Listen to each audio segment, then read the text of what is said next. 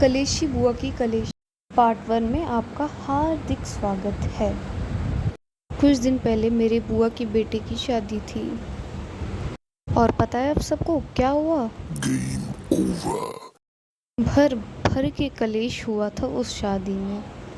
दूसरों के बच्चों के शादी में तो वो कलेश करती ही थी, पर भाई तुम अपने बच्चों को भी तो कम से कम बख्श दिया करो। और मैं ऐसा क्यों बोल रही हूँ पता है आप लोगों को? नहीं पता होगा, मैं बताती हूँ। Let's go. उनकी बेटी की शादी थी और हम पूरे खानदान एक साथ एक फ्लाइट पे वहाँ गए। दिल्ली पहुँचते ही हम उनके घर गए। उसके बाद फिर बुआ ने उस टाइम तो कुछ कलेश नहीं किया, उस टाइम तो वो ठीक से थी बिल्कुल भी, बिल्कुल उनका मूड अच्छा था, माइंड अच्छा था। फिर हम सारे कज़न्स मिलके एक प्लान बनाया। बुआ जैसे ही रूम में एंटर करेंगी हम उन्हें देख के बहुत ज़ोर से हंस पड़ेंगे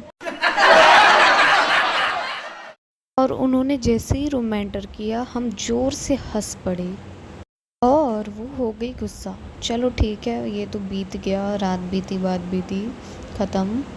नेक्स्ट मॉर्निंग हल्दी का फंक्शन था और हम 2 बजे ही रात में उठ गए थे लिटरली कि हल्दी का फंक्शन कैसा होगा, क्या होगा, नहीं होगा, बिल्कुल ऐसा सोच के। ब्राइड ने अपनी थीम तो डिसाइड कर ली थी कि उन्हें क्या पहनना है, पर हम कज़न्स ने नहीं की थी कि हमें क्या पहनना है, बिल्कुल भी नहीं की थी। पूरी रात हमने ये डिसाइड किया और हम फिर सो गए।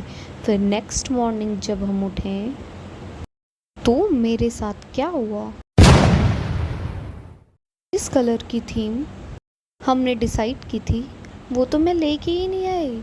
मतलब पर्पल कलर की थीम हमने डिसाइड की थी पर मैं वो लेके नहीं आई थी और मुझे ऐसा लगा था कि मैं लेके आई हूँ। और उसके बाद फिर क्या हुआ,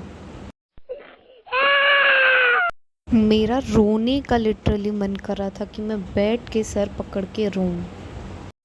फिर मुझे याद आया कि यहाँ पे तो सरोजनी नगर है, लड़कियों के लिए आशीर्वाद दिया है भगवानों ने यहाँ पे। तो मैंने सोचा कि अभी तो रिचुअल्स चल रहे हैं तो मैं सरोजनी चली जाऊँ। मैं फटाफट से रेडी होने चली गई और रेडी होके आ भी गई। फिर मैंने देखा कि रिचुअल्स हो रहे हैं और सभी को इसमें बिजी थे तो मैंने सोचा कि मैं अकेले ही चली जाऊँ। मैं जैसे ही बाहर आई मैंने कैब किया फटाफट, उसके बाद मैं निकल गई सरोजनी नगर के लिए। और जैसे ही मैं सरोजनी आई, गेस व्हाट क्या हुआ होगा? जी हाँ, मेरे भैया का मैसेज आ गया मुझे।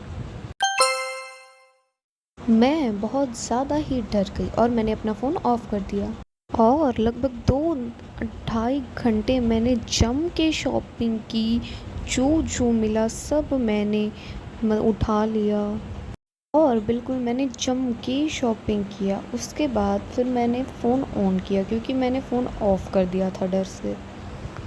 फिर मैंने क्या देखा पता है? मेरे पूरे ख़ानदान के एक-एक सदस्य ने मुझे कॉल किया था, वो भी एक-एक बार पूरे ख़ानदान ने। मैं बहुत ज़्यादा डर गई और उसके बाद मैं फिर जल्दी-जल्दी घर आने की कोशिश करने लगी। फिर मुझे एक मिनी रेस्टोरेंट दिखा और मैंने सोचा कि जब इतनी दूर आ ही गए तो कुछ खा पी के ही चले जाएं। खाने पीने के बाद मैं पहुंची अपनी बुआ के घर पे और आपको पता है वहाँ पे क्या सीन था? सारे लोग बिल्कुल वहाँ पे खड़े थे बिल्कुल वहाँ पे मेरी वेट में खड़े थे। भले इन लोगों में कितनी भी फूट हो, चुगली करते हुए पीठ पीछे, पर साथ में बहुत ही हंडी हो जाती है। तो सब कोई बिल्कुल भी खड़े थे मेरे लिए बाहर और मैं जैसे ही आई